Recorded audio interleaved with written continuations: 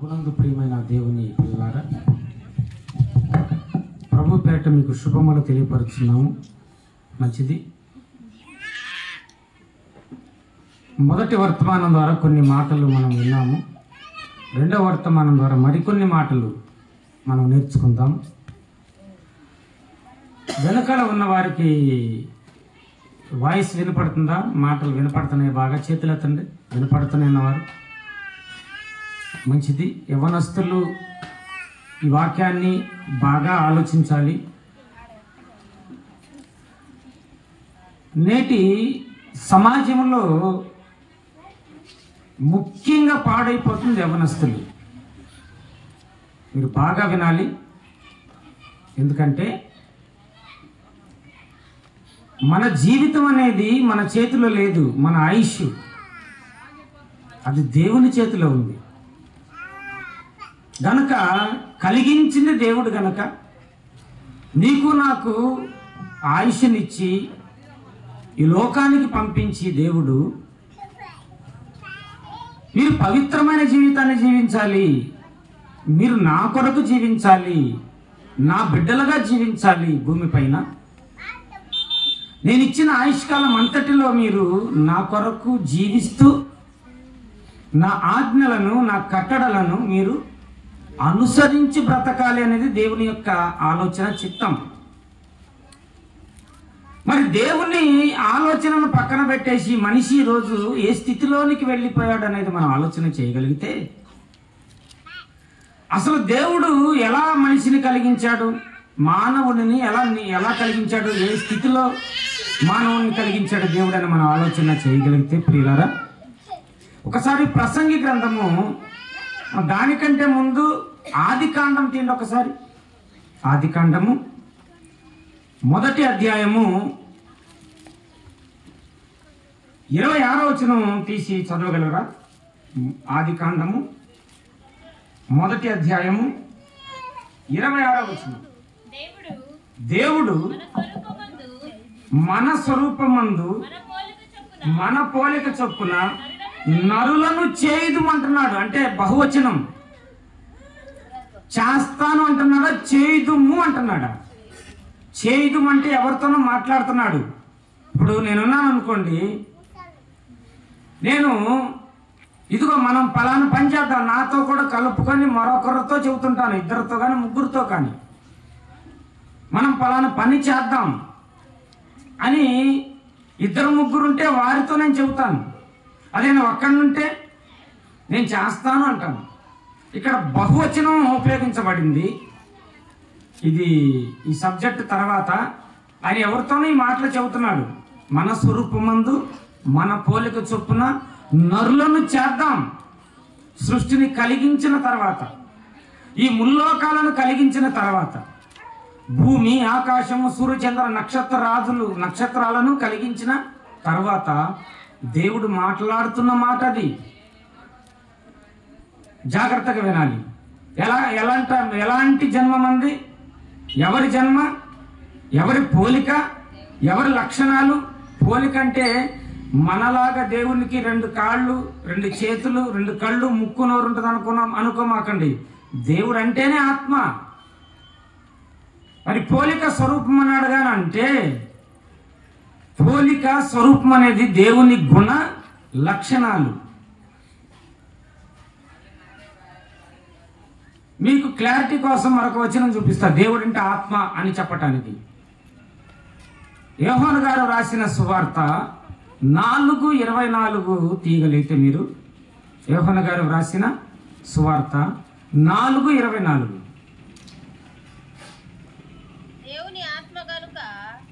దేవుడు ఆత్మ గనుక ఆయనను ఆరాధించేవారు ఆత్మతో సత్యముతో ఆరాధించాలి. అంటే దేవుడు అంటే ఎవరు? ఇప్పుడు ఆత్మ. మరి దేవుడు మన స్వరూపమందు మన పోలిక చొప్పున నరులోని చేయడమంటే అర్థం ఏంటి? దేవుడు ఆత్మని అక్కడ రాయబడింది. మరి మన పోలిక చొప్పున మన స్వరూపమందు నరులోని చేయదమన్నాడు కదా. మరి ఎలా తీసుకోవాలి దీన్ని అంటే గుణ లక్షణాలను తీసుకోవాలి. బాగా ఆలోచించాలి. అంతేనమ్మా? ఏం తీసుకోవాలి? శరీరాన్ని తీసుకోవాలి. అక్కడ మనలాంటి శరీరం దేవునికి ఉందని మనం తీసుకోవాలా? కాదు కాదు. గుణ లక్షణాలను మనము తీసుకోవాలి. అయితే ఇప్పుడు దేవుని పోలిక చొప్పున ఆయన నరులను కలిగిస్తే ఈ మనుషులు కాస్త ఏమైపోయారు? దేవుని లక్షణాలను పక్కన పెట్టేసి దయ్యపు లక్షణాల్లోకి మనిషి ఈరోజు వెళ్ళిపోయాడు. అవునా కాదా? అవునా కాదమ్మా? ఒకసారి ఈ మాట కూడా చూద్దాం. నరులను దేవుడు ఎలా కలిగించాడన్న మాట ఉంటుంది. ప్రసంగి గ్రంథము 7వ అధ్యాయము 29వ వచనం తీయగలరా? 29.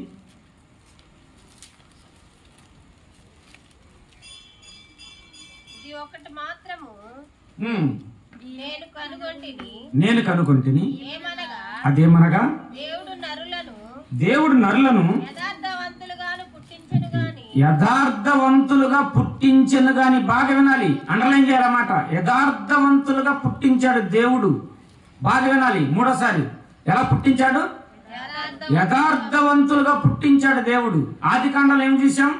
తన పోలిక చొప్పున కలిగించాడు, తన స్వరూపమందు కలిగించాడు.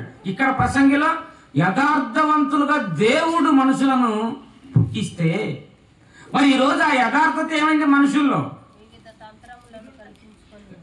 ఇప్పుడు చెబుతున్నాడు ఆన్సర్. పుట్టిస్తే ఈ మనిషి ఏమైపోయాడంట?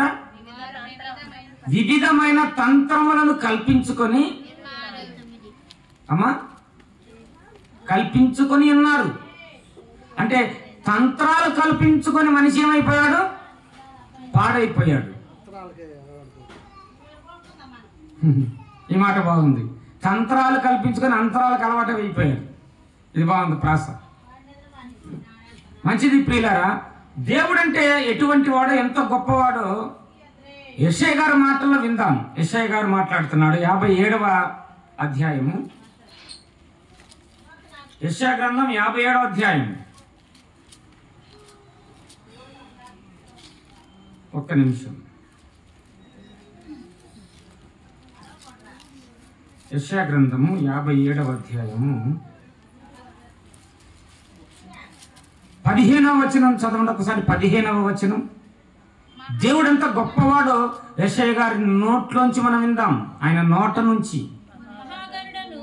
మహాగణుడును, మహోన్నతుడును, పరిశుద్ధుడును, నిత్య నివాసినైన వాడు ఈలాగు సెలవిచ్చున్నాడు. ఎవరంటే దేవుడంటే? దేవుడంటే ఎవరంట? దేవుడంటే మహా గొప్పవాడు, మహాగణుడు.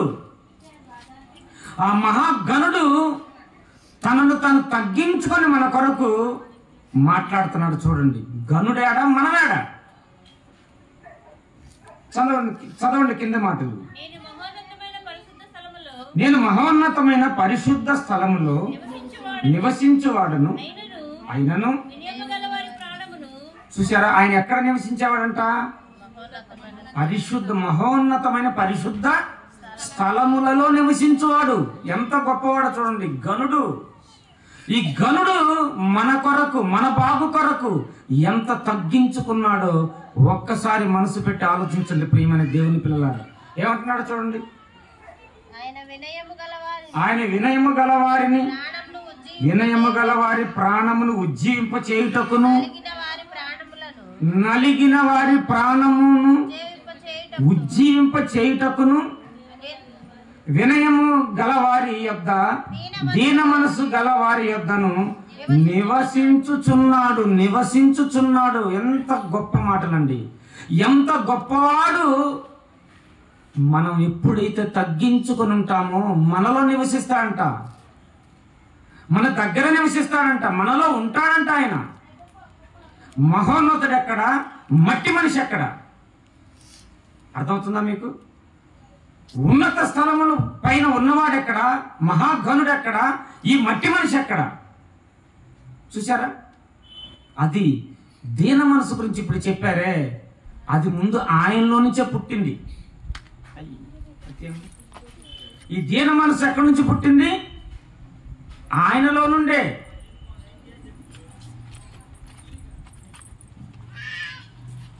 దీన మనసు ఆయనలో నుండి పుట్టింది. కనుక ప్రభునందు ప్రియమైన దేవుని పిల్లలారా, నేటి సమాజంలో యవ్వనస్తులు భయంకరంగా పాడైపోవడానికి గల కారణాలు మనం ఈరోజు తెలుసుకుందాం. కొన్ని మాటలు ఈరోజు రేపు 2 రోజులు మన ఆత్మీయ జీవితానికి అవసరమైన మాటలు. యువత పాడైపోకుండా దేవుని మార్గంలో నడవటానికి ఎన్నో మాటలు ఆయన బైబిల్ గ్రంథంలో వ్రాయించి మన చేతికిచ్చి ఆ మాటల ప్రకారంగా మీరు బ్రతకండి అని చెప్పాడు. చిన్న మాట ప్రార్థన చేసుకొని నేను వాక్య భాగంలో ప్రవేశిద్దాం. చిన్న మాట ప్రార్థన. మహాపరిశుద్ధుడైన ప్రేమగల తండ్రి, కృపగల దేవ, జీవము గల నాయన, పరిశుద్ధుడైన మహా గొప్ప తండ్రి, అయా మీ ఉన్నతమైన అతి శ్రేష్టమైన నామానికి వెళ్ళలేని స్తుతి స్తోత్రములు చెల్లిస్తూ, ఇదిగో నాయన మొదటి వర్తమానం ద్వారా కొన్ని మాటలు మీ బిడ్డలు విన్నారు. మరిన్ని మాటలు మీ పిల్లలతో నేను పంచుకొనబోచుండగా బోధించనైన నాకు మీ సమయోచితమైన జ్ఞానమును నాకు ప్రసాదించి మీ పరిశుద్ధాత్మ సహాయాన్ని నాకు అనుగ్రహించమని తండ్రి వేడుకొనుచు, అలాగే మీ పిల్లలైన వారికి వినగలిగే చెవిని గ్రహించే మనసును దయచేయమని, వినివారు మాత్రమైంది తమను తాము మోసము చేసుకొనకుండా ప్రతి మాటను ఆలోచించి ఆ మాటల ప్రకారముగా మా జీవితాలను సరిచేసుకొనుటకు తండ్రి సహాయము చేయమని ఈ ప్రార్థన మా ప్రభువును మీ ప్రియకుమారుడైన యేసుప్రభుల వారి అత్యంత పవిత్రమైన నామములో అడిగి వేడుకొనుచున్నాము పరలోకపు తండ్రి, ఆమేన్. మంచిది ప్రియులారా, నేటి యువతరం గురించి, యువకుల గురించి, కుటుంబాల గురించి, కుటుంబాలు చిన్నాభిన్న అవ్వటానికి గల కారణాలు, కుటుంబంలో ఎందుకు నెమ్మది లేదు, ఎందుకు శాంతి లేదు, ఎప్పుడు చూసినా ఎందుకు గొడవలు పడుతుంటారు భార్యాభర్తలు, ఎప్పుడు చూసినా కూడా ఒక విధమైన డిప్రెషన్లోకి లోనైపోతుంది కుటుంబం. ఎందుకు ఇలా జరుగుతున్నాయి? ఎందుకు కుటుంబాలు పోలీస్ స్టేషన్లకు వెళ్తున్నాయి గొడవలు చేసుకొని? భార్యాభర్తలు గొడవలు ఆడుకొని పోలీస్ స్టేషన్కి వెళ్ళిన సందర్భాలు ఎన్ని లేవు సమాజంలో మనం చూడగలిగితే.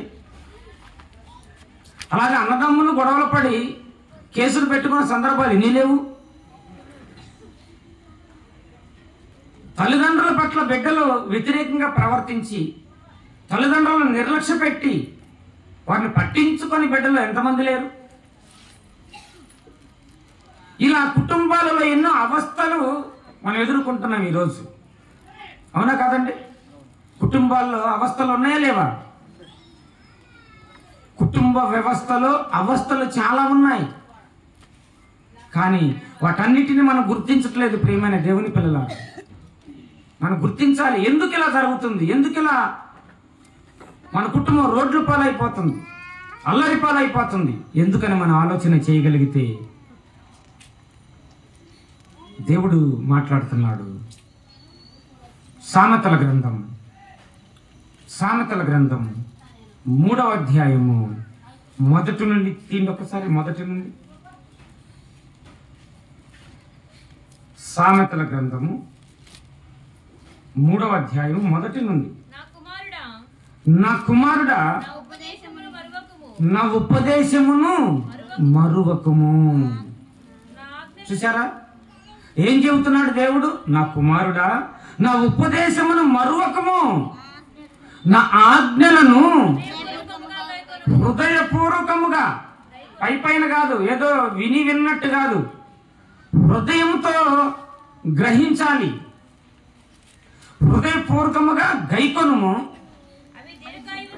అవి ఆ మాటలు నువ్వు గైకొంటే, వింటే, పాటిస్తే, లోబడితే అవి దీర్ఘాయువును, అప్పుడు అవి దీర్ఘాయువును, సుఖ జీవముతో గడచు సంవత్సరములను, శాంతిని నీకు కలుగజేయును.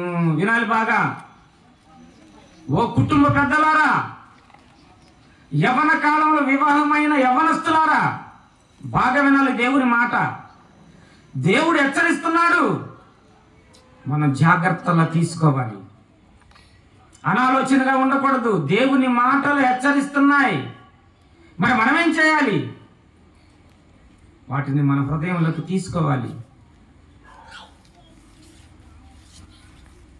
అవి దీర్ఘాయువును, సుఖజీవంతో గడచు సంవత్సరములను శాంతిని నీకు కలుగజేయును. ఇంకా దయను సత్యమును ఎన్నడూను నిన్ను విడిచి పోనీయకము, వాటిని కంఠాభూషణముగా ధరించుకొనుము. నీ హృదయమున పలక మీద వాటిని రాసుకొనుము. ఏం చెబుతున్నాడు? ఎంత గొప్ప మాటలండి. బిడ్డలు, దేవుని యవనస్తులు ఏం చేయాలంటే దేవుని వాక్యాన్ని అనుసరించాలి, పాటించాలి.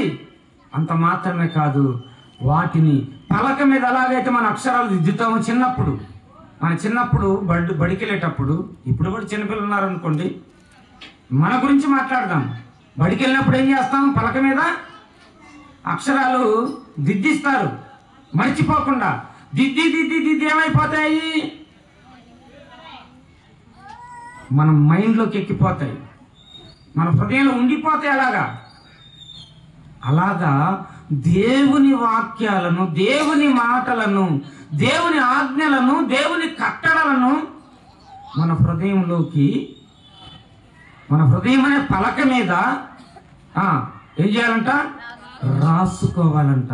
ఎంతమంది ఈరోజు రాసుకుంటున్నారు? ప్రియమైన దేవుని పిల్లలారా, ఆలోచించండి ఒకసారి. దేవుని వాక్యాన్ని హృదయం పైన రాసుకునే వాళ్ళు ఎంతమంది? వినాలి బాగా. అలా నువ్వు రాసుకోకపోతే నీ కుటుంబం బజారు పాలైపోతుంది. ఎందుకు అయిపోతుందంటే దేవుని మాటలలోనే శాంతి ఉంది, దేవుని వాక్యంలోనే శాంతి దొరుకుతుంది.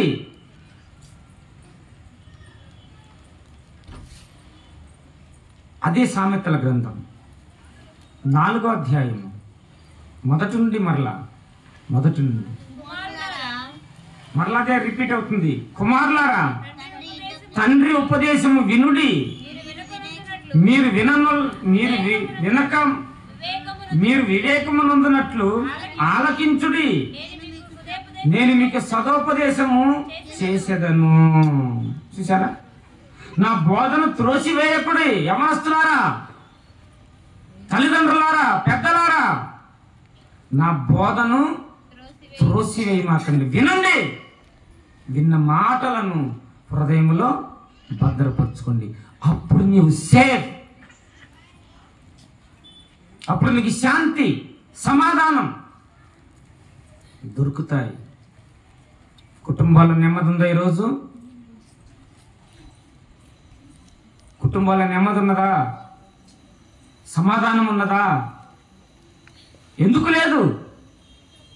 కారణం దేవుని వాక్యం మన కుటుంబాలలో లేదు. యవనస్తులు బాగా ఆలోచించాలి, గమనించాలి. దేవుడు యవనస్తులకు ఇస్తున్న ఆజ్ఞలు చూడండి ఎలా ఉన్నాయో. విలాప వాక్యములు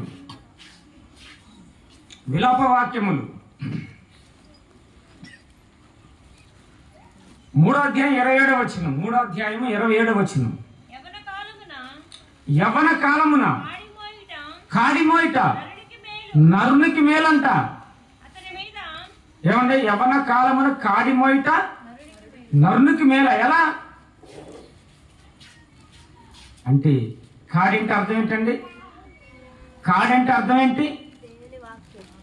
దేవుని వాక్యం అనే కాడి, సువార్తనే కాడి. దాన్ని మోయిట ఎవరికి మేలు? నరులకు మేలు. నరులు అంటే ఎవరు? మనమే కదా. ఎప్పటి నుంచి చేయాలంటే ఇది యవ్వన కాలమున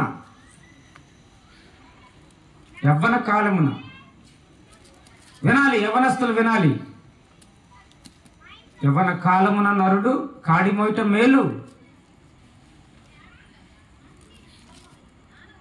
ప్రసంగి గ్రంథం 12వ అధ్యాయం మొదటి నుండి. ప్రసంగి గ్రంథము 12వ అధ్యాయం మొదటి నుండి. దుర్దినములు రాకముందే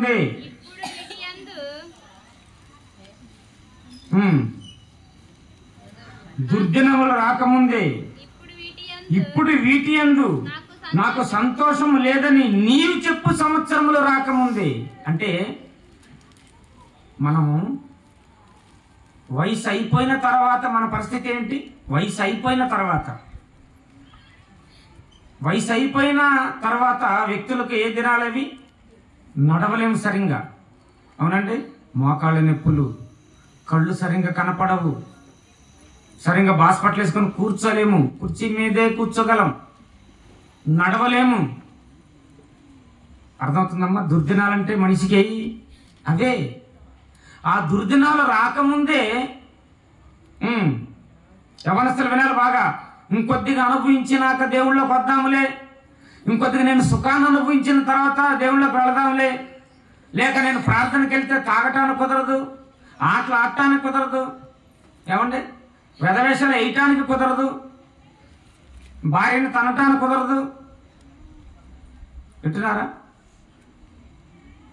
ఆలోచించండి. దుర్దినములు రాకముందే చదవండమ్మా. ఇప్పుడు వీటి యందు నాకు సంతోషము లేదని నీవు చెప్పు సంవత్సరములు రాకముందే, తేజస్సునకు సూర్యచంద్ర నక్షత్రములకును చీకటి కమ్మకముందే, వాన వెలిసిన తర్వాత మేఘములు మరలా రాకముందే, నీ బాల్య దినములంది నీ సృష్టికర్తను స్మరణకు తెచ్చుకొనుము.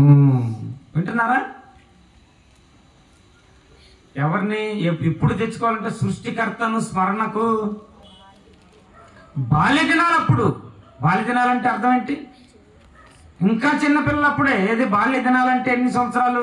ఒక 6, 7, 8 అప్పుడే కదా కొంచెం కొంచెం మనకి తెలివి ఊహ వస్తుంది పిల్లలకు. లేకపోతే స్మరణకు తెచ్చుకోకపోతే ప్రమాదం. వయసు అయిపోయిన తర్వాత, వయసు మీద పడిన తర్వాత అప్పుడు నేను అప్పుడు మారదాములే, ఇంకా నాకు టైం ఉందలే అని అనుకుంటే కళ్ళు సరిగా కనపడవు, బైబిల్ చదవలేవు, సరిగా కూర్చోలేవు, ఏమండి సువార్త పనికి ఏమన్నా ఏదైనా ఊరెలా అంటే రాలేవు. ఇవన్నీ సంభవించక ముందే నీ ఆరోగ్యం బాగున్నప్పుడే నీ సృష్టికర్తను నీవు స్మరణకు తెచ్చుకో, జ్ఞాపకానికి తెచ్చుకో. ప్రియమైన దేవుని పిల్లలారా, ఆలోచించండి. దేవుని వాక్యం ఏం చెబుతుంది, మనం ఎలా ఉన్నాం ఒక్కసారి మీరు మనసు పెట్టి ఆలోచించండి. ప్రియమైన దేవుని పిల్లలారా, దేవునికి దూరం అయితే మహాఘనుడు మహోన్నతుడు మన కొరకు ఎంతగానో తగ్గించుకొని తన గ్రంథంలో ఈ మాటలు రాయించాడు. దేవుడే తగ్గించుకొని మన కొరకు ఈ మాటలు రాయిస్తే మనం ఎలా ఉండాలి, మనం ఎలా బ్రతకాలి, ఎలా జీవించాలి ఒక్కసారి మీరు ఆలోచించండి. ఒక్కసారి మీరు ఆలోచించండి. బైబిల్లో ఒక భక్తుడు కనపడతాడు. బైబిల్లో ఒక భక్తుడు ఉన్నాడు. ఆ భక్తుడి గురించి చూద్దాం ఈరోజు. పాపానికి ఎంత దూరంగా జీవించాడో. పాపం చేయమని ఒక స్త్రీ వెంటబడుతుంటే ఆ స్త్రీ దగ్గర నుంచి పారిపోయాడు ఆ వ్యక్తి. ఒక గొప్ప వ్యక్తిగా, ఉన్నతమైన వ్యక్తిగా, దేవుని దృష్టికి అనుకూలమైన వ్యక్తిగా ఆ వ్యక్తి కనపడతాడు బైబిల్లో. ఆ వ్యక్తి ద్వారా ఒక పాఠాన్ని మనం నేర్చుకోవాలి. ఆ వ్యక్తి జీవితాన్ని బట్టి మనం ఒక పాఠం నేర్చుకొని మన జీవితాలను కూడా సరి చేసుకోవాలి. ప్రియమైన దేవుని పిల్లలారా, ఆదికాండము 39వ అధ్యాయం.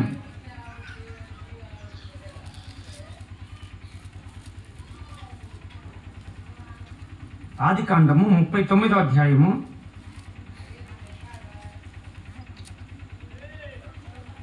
మొదటి నుంచి చూడండి. మొదటి నుండి లేక 5 నుంచి చూడండి.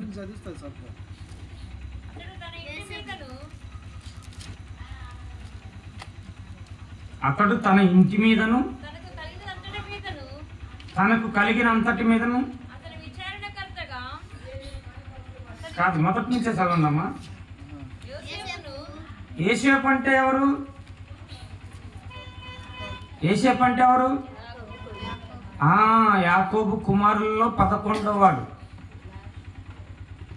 11వ కుమారుడు. 12 కుమారులు ఆయనకి. కుమారులు 12 మంది. 12 మంది కుమారులు యాకోబు గారికి. ఈయన 11వ వాడు. తాను ప్రేమించిన భార్యకు పుట్టినవాడు.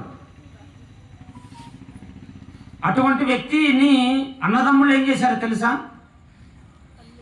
క్రూరంగా కొట్టి గుంటలో పడేస్తారు. ఎవరు వాళ్ళు? తోడబుట్టిన వారే. క్రూరంగా కొట్టి గుంటలో పడేసినప్పుడు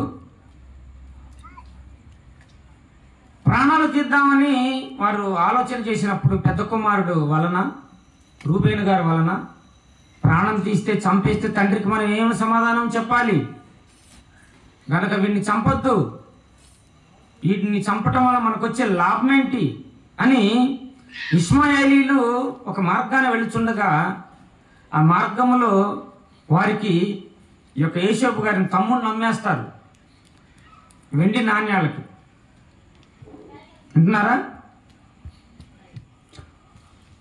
ఆ రోజుల్లో మనుషులు అమ్మేవారు.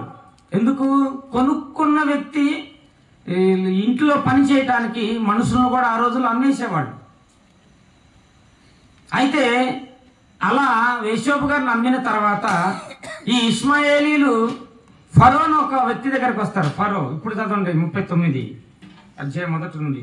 యోసేపును ఐగుప్తునకు తీసుకొని వచ్చినప్పుడు ఫరో యొక్క ఉద్యోగస్తుడును రాజ సంరక్షక సేనాధిపతియునైన పోతీఫరును ఒక ఐగుప్తియుడు అక్కడి అతన్ని తీసుకొని వచ్చి ఇష్మాయేలీయుల యొద్ద తనను కొనెను.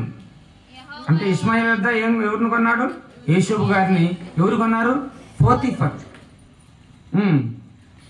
యెహోవా యోసేపునకు తోడయుండెను గనుక అతడు వర్ధిల్లుచు తన యజమానుడకు ఆ ఐగుప్తుని ఇంట నుండెను.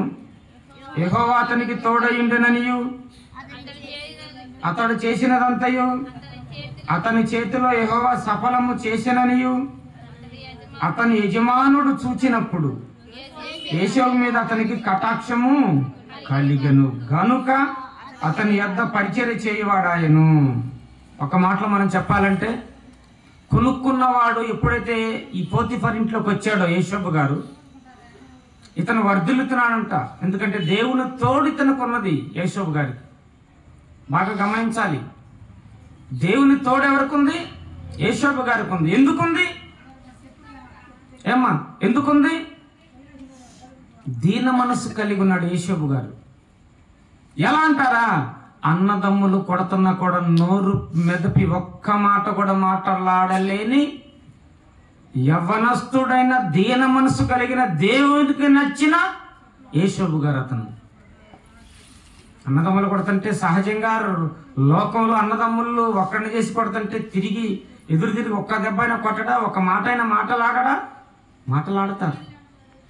కానీ యోసేపు గారు అన్నదమ్ములు కొడుతుంటే గుంటలో పడేస్తే ఎందుకన్నా నన్ను ఇలా కొడుతున్నారని ఒక్క మాట కూడా వారికి ఎదురు చెప్పలేని ఒక దీన మనసు కలిగిన యవనస్తుడైన యోసేపు గారు దేవుని దృష్టికి గొప్ప వ్యక్తిగా కనపడుతున్నాడు. అందుకని దేవుడు ఏం చేశాడు? యోసేపు గారికి తోడుగా ఉన్నాడు. యోసేపు గారికి దేవుడు తోడుగా ఉన్నాడు. ఆయన ఎక్కడ కాలు పెట్టినా అక్కడ ఫలిస్తుంది, సఫలమవుతుంది, వర్ధిల్లుతున్నారు. అందుకని యోసేపు గారిని ఏం చేశాడంటే తన ఇంటి మీద అధికారిగా పెట్టుకున్నాడంట. అర్థమైందా మీకు? ఈ పోతీఫర్ ఏం చేశాడు? యోసేపు గారిని తన ఇంటి మీద అధికారిగా పెట్టుకున్నాడు. మొత్తం ఆయన చూసుకుంటున్నాడు. ఈ పోతీఫర్ అనే ఆయన భోజనం చేయటం తప్ప ఇంకా ఏది లేదు. మొత్తం ఈయనే యోసేపు గారే అన్నీ చూసుకుంటున్నాడు. ఒక అధికారిగా చూసుకుంటున్నాడు, ఒక యజమానుడిగా చూసుకుంటున్నాడు. అయితే ఇలా అన్ని కార్యాలు సక్రమంగా చేస్తున్నారు యోసేపు గారు నమ్మకస్తుడిగా ఉండి. ఎందుకు? నమ్మకం తప్ప చెప్పాడు కదా, నమ్మి. అప్పుడు ద్రోహం చేయకూడదు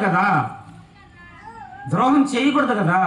ఆ మంచి మనసున్న యోసేపు గారు ద్రోహం లేని వ్యక్తిగా కనపడుతూ తన యజమానుడు ఏదైతే చెప్పాడో అదంతా చేసుకుంటూ పోతున్నాడు. ఆ పోతున్న తరుణంలో అతడు యవ్వనస్తు సుందరుడు అంట. ఆయన గురించి రాయబడింది. అతడు తన ఇంటి మీదను తనకు కలిగినదంతటి మీదను అతన్ని విచారణకర్తగా నియమించిన కాలము మొదలుకొని యెహోవా యోసేపు నిమిత్తము ఆ ఐగుప్తీయుని ఇంటిని ఆశీర్వదించెను. యెహోవా ఆశీర్వాదం ఇంటిలోనేమి పొలంలోనేమి అతనికి కలిగిన సమస్తము మీద ఉండెను. అతడు తనకు కలిగినదంతా యోసేపు చేతికి అప్పగించి తాను ఆహారం తినుట తప్ప తనకేమీ ఉన్నదో ఏమీ లేదో విచారించేవాడు కాడు. యోసేపు రూపవంతుడును సుందరుడునై ఉండెను. ఎవరంట యోసేపు? రూపవంతుడు సుందరుడు. రూపవంతుడు సుందరుడు అంటే అందగాడు. ఈ యోసేపు గారి మీద కన్ను వేసింది ఎవరు? పోతిఫర్ భార్య. వినాలి జాగ్రత్తగా. 7వ వచనం. అటు తర్వాత అతని యజమానుని భార్య యోసేపు మీద కన్ను వేసి తనతో శయనించమని చెప్పాను. అయితే అతడు ఒప్పక, నా యజమానుడు తనకు కలిగినదంతయు నా చేతికి అప్పగించను కదా, నా వశమున తన ఇంటిలో ఏమి ఉన్నదో అతడు ఎరుగడు కదా, ఈ ఇంటిలో నాకంటే పైవాడు ఎవడును లేడు. నీవు అతని భార్యన అయినందున నిన్ను తప్ప మరి దేనిని నాకు అప్పగింపక ఉండలేదు. ఇక్కడ అద్భుతమైన మాట ఉంటుందండి. కాబట్టి నేనెట్లు ఇంత ఘోరమైన దుష్కార్యము చేసి దేవునికి విరోధముగా పాపము కట్టుకొందును. దేవుని పరిశుద్ధ నామానికి మహిమ కలుగును గాక. ఈ యవ్వనస్తుడు ఎవరిని హైలైట్ చేశాడు అక్కడ? ఈ రోజుల్లో పాపం చేయటానికి పొంచి ఉండే యవ్వనస్తులు ఉన్నారు. ఎక్కడ పాపం దొరుకుతుందా, ఎక్కడ శరీర సుఖం దొరుకుతుందా, నాకు అవకాశం ఎక్కడ దొరుకుతుందా, ఏ స్త్రీ నాకు అవకాశం ఇస్తుందా అని పొంచి ఉండే యవ్వనస్తులు ఉన్నారు సమాజంలో. కానీ యోసేపు గారు చూశారా, అవకాశం కొరకు ఎదురు చూస్తున్నాం మనము. సమాజంలో ఉన్న యవ్వనస్తులు అవకాశం దొరికినా కూడా వదులుకొని దేవుని ఎదుట నేను ఎలా పాపం చేయను. ఎంత గొప్పవాడండి యోసేపు గారు. ఈరోజు యవ్వనస్తులారా మీరు ఆలోచించాలి. యవ్వన కాలములో కాడి మోయట నరునికి మేలు. ఇప్పుడు యోసేపు గారు ఏం చేస్తున్నాడు? యోసేపు గారు ఏం చేస్తున్నాడు అని అడుగుతున్నాను మిమ్మల్ని.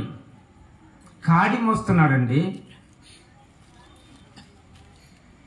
కాడి మోస్తున్నాడా లేదా? పాపం చేసే అవకాశం వచ్చింది. పాపం చేసే అవకాశం వచ్చినా పాపము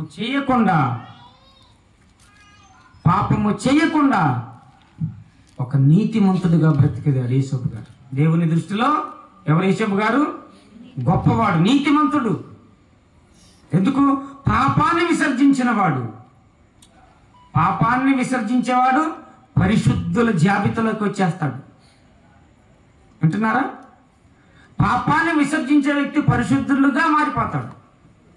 పాపాన్ని ఆహ్వానించే వ్యక్తి దుష్టుని సంబంధిగా మారిపోతాడు. ఎందుకు? పాపంలో ఉంటే మనకు వచ్చేదేంటి? ఇక్కడ వరకు సుఖపడతాం, ఇక్కడ ఆనందపడతాం ఈ భూమి మీద. కానీ పాపాన్ని విసర్జించి దేవుని వాక్యానుసారంగా బ్రతికేవాడు ఇహమందును పరమందును సంతోషంగా ఉంటాడు. దేవుని బిడ్డగా ఎంచబడతాడు, దేవుని కుమారుడిగా ఎంచబడతాడు. అదే సామెతలో చెప్పాడు కదా, నా కుమారుడా నా ఆజ్ఞలను నీవు గైకొనాలి. హృదయపూర్వకంగా వాటిని హృదయం అనే పలక మీద నువ్వు రాసుకోవాలి. విని వెళ్ళేవారిగా మనం ఉండకూడదు. ప్రియమైన దేవుని పిల్లారా, విని పాటించేవాళ్ళుగా మనం ఉండాలి. ఒక్కసారి మనసు పెట్టి ఆలోచించండి. ఎటు వెళ్ళిపోతుంది ఈనాటి క్రైస్తవ సమాజం? యవ్వనస్తులు ఎందుకు పాడైపోతున్నారు? దేవుని వాక్యము వారిలో లేకపోవటం వల్లనే కదా. కుటుంబాలు ఎందుకు పాడైపోతున్నాయి? దేవుని వాక్యము కుటుంబంలో లేకనే కదా. మొదటిగా తల్లిదండ్రులు వాక్యాన్ని ఆలోచించాలి, వాక్య ప్రకారంగా బ్రతకాలి. ఆ తర్వాత బిడ్డలను వాక్యముతో పెంచాలి. అర్థమవుతుందా? ఒక వచనం చూద్దాం. ద్వితీయోపదేశకాండము ద్వితీయోపదేశకాండము 6వ అధ్యాయం 5వ వచనం.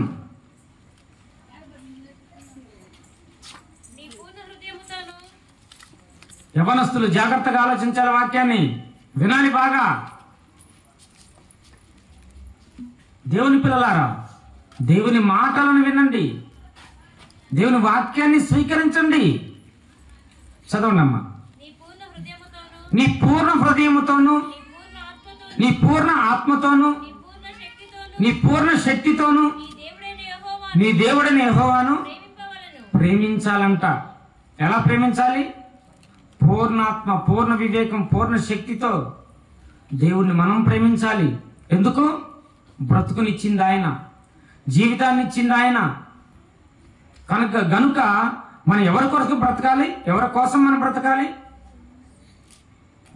దేవుని కొరకు, దేవుని తర్వాత కుటుంబం కొరకు, ఆ తర్వాత బంధుమిత్రుల కొరకు.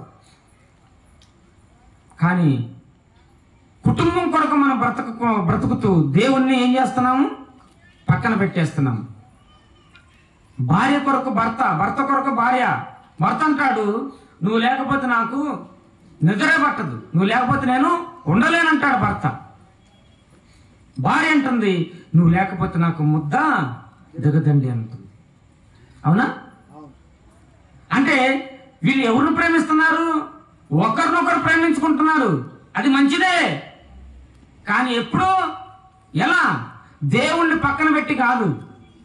దేవుణ్ణి కలిగి ఉండి, దేవుని వాక్యాన్ని కలిగి ఉండి, దేవుని కట్టడలను గైకొంటూ, దేవుని వాక్యానికి లోబడుతూ, నువ్వు మందిరానికి వెళుతూ, ఆజ్ఞలు పాటిస్తూ, అప్పుడు ఒకరినొకరు మీరు ఆ వాక్యాన్ని బట్టి ఒకరినొకరు ప్రేమ కలిగి ఉండండి.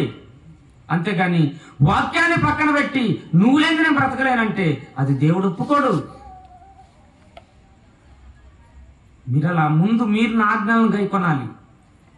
మీరు గైకొంటూ, మీరు గైకొనొచ్చు, మీ పిల్లలకై చెప్పాలి. చదవండి కింద. నేడు నేను నీకు ఆజ్ఞాపించి ఈ మాటలు నీ హృదయములో ఉండవలెను. నీవు నీ కుమారులకు వాటిని అభ్యసింప చేసి నీ ఇంట వినాలి బాగా. అమ్మా వింటున్నారా? బిడ్డలకు ఏం చేయాలంట? ఆయన మాటలు, ఆయన కట్టడలను మనం అభ్యసింప చేయాలంటే, బిడ్డలకి అభ్యసించటం అంటే చదువు నేర్పినట్లు నేర్పటం, అభ్యాసం చేయాలి. అక్షరాభ్యాసం చేస్తారంటారు చూశారు, అలాగ అభ్యసింప చేయాలి. ఎలా? ఇంట్లో కూర్చున్నప్పుడు నువ్వు దేవుని వాక్యం చెప్పాలి, లేచినప్పుడు దేవుని వాక్యం చెప్పాలి, త్రోవను నడిచినప్పుడు దేవుని గురించి చెప్పాలి. ఇదిగో చూడు, ఈ పైన చుక్కలను చూసావా ఎలా ఉన్నాయో? చంద్రుని చూసావా ఎలా ఉందో బిడ్డ? నా కుమారుడు, నా కుమార్తె, చంద్రుడిని చూడు ఎలా ఉందో, ఎంత చక్కగా ఉందో. ఈ రాత్రిని చూసారా ఎంత చల్లగా ఉందో వాతావరణం? నక్షత్రాలు చూడు ఎంత చక్కగా ఉన్నాయో. ప్రకృతిలో ఎన్ని రకాల రుచులు ఉన్నాయో చూడు, ఎన్ని రకాల కూరగాయలు ఉన్నాయో చూడు, ఎన్ని రకాల తినే వస్తువులు ఉన్నాయో చూడు, ఎన్ని రకాల పళ్ళు ఉన్నాయో చూడు. తినే పండ్లు ఎన్నో రకాలు ఉన్నాయి. ఇవన్నీ చూడు నాయన ఒక్కసారి. ఇవన్నీ దేవుడు ఇచ్చాడు మనకి. ఇది చెప్పాలి. ఎవరిచ్చారు? దేవుడిచ్చాడు. ఈ సృష్టిని కలిగించిందే దేవుడు. అటువంటి దేవుడిని మనము మరిచిపోకూడదు నాయన. నా బిడ్డ, నా కుమార్తె, మనం ఆ దేవుణ్ణి మరిచిపోకూడదు. ఆయన్ని సేవించాలి మనం, ఆయన ఆజ్ఞలు మనం పాటించాలి.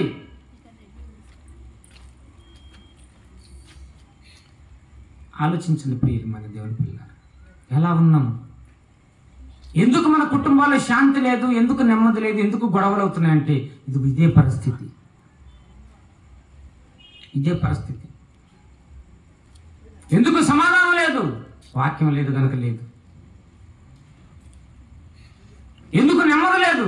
వాక్యం లేదు కనుక లేదు. ఎందుకు గొడవాడుకుంటున్నారు? ఎందుకు మనస్పర్ధలు వస్తున్నాయి? వాక్యం లేదు. అవునా?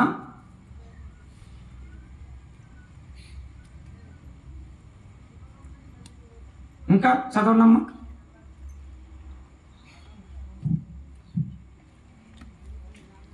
చదవండి అక్కడే. నీవు నీ కుమారులకు వాటిని అభ్యసింపచేసి నీ ఇంట కూర్చుంటున్నప్పుడును, త్రోవన నడిచినప్పుడును, పండుకున్నప్పుడును, లేచినప్పుడును వాటిని గూర్చే నువ్వు మాట్లాడాలి. వాటిని గూర్చే నువ్వు మాట్లాడాలి. బూతులు మాట్లాడకూడదు. నువ్వు భార్యాభర్తలు బూతులు మాట్లాడుకుంటే ఏమవుతుంది? కొట్టుకుంటే ఏమవుతుంది? ఇది బిడ్డలో చూస్తున్నారు, జాగ్రత్త. ఇదే నేర్చుకుంటారు వాళ్ళు కూడా. ప్రియమైన దేవుని పిల్లలారా, యవ్వన కాలం మందు యేసోబు గారు దేవుని కాడిని మోసాడు కనుకనే ఎన్ని శ్రమలు వచ్చినా కూడా, అన్నదమ్ములు కొట్టినా కూడా నిలబడ్డాడు దేవుని కొరకు. అందుకని ఆయన గురించి బైబిల్లో ఏం రాయబడిందో తెలుసా? యోసేపు ఫలించేడు కొమ్మంట. వింటున్నారా? కనుక ప్రియమైన దేవుని పిల్లలారా, ఆలోచించండి.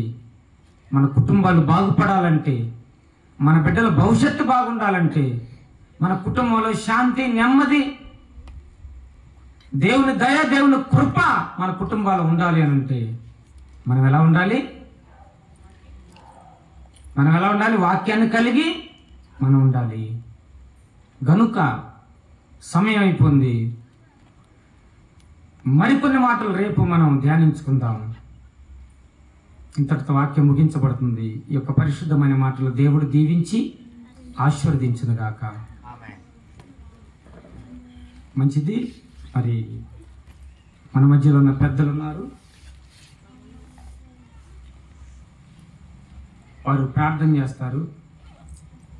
ఆశీర్వాదం మన మధ్యలో ఉన్న దేవసేవకులు దేవసాయం గారు ఇస్తారు.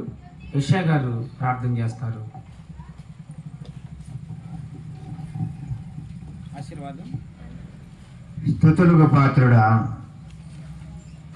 మా ప్రియ పరలోకపు తండ్రి, మీ ప్రియకుమారుడును మా సంత రక్షకుడైన యేసుక్రీస్తు నామము